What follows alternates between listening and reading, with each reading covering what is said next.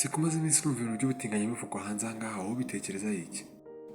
Ubwanjye ariko njye numva nta kibazo kirimo, ikingenzi nuko baba bakundana batabeshyanya nyine. Imana si ibishaka ko dukundana by'ukuri. Iko yirinda by'Imana byose ari urukundo, ariko ntabwo ari byo byagatumye abantu bajya gukora ibyo bishakiye byose. None se bibagiwe yuko urukundo rw'Imana ruba rurimo kuri?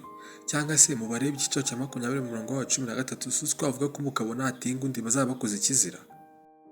Ibyo byari bya kera mwana. Gusa igihe birandikiye wowe, turi mu bihe bishyashya, turi muri generation nshyashya. Ibyo byari bya kera. Erega Imana ntabwo igihinduka. Wibuke ko mu Baheburayo 13:8 avuga ngo uko Yesu yari ari n'uyu munsi niko akiri, kandi ko sosiyete yemera ibintu ntibivuze ko Imana ibyemera. Kigaragara cyo nawe rero uca imanza cyane, kandi Yesu yatubwiye ko tudakwiriye kujya duca imanza. Si ubundi kuki witaye ku by'abandi cyane?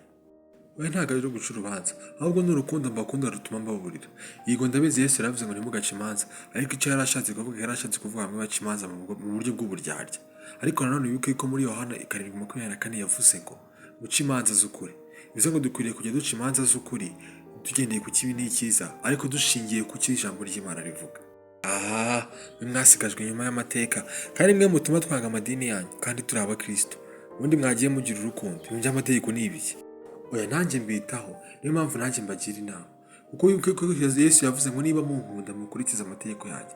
Bivuze ngo urukundo rero ntabwo ari ukwirengagiza icyaha, ahubwo ni ugusoma ibyanditswe ukamenya ibyo yanga n'ibyo Imana ikunda, kugira ngo umenye uburyo wihuza nabyo, umenye uburyo ubaho ubuzima bwiza.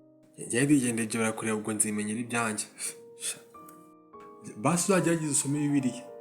Baramwana ibyigumanire nabyo nyeneye n'ibyawe. Nabibonye.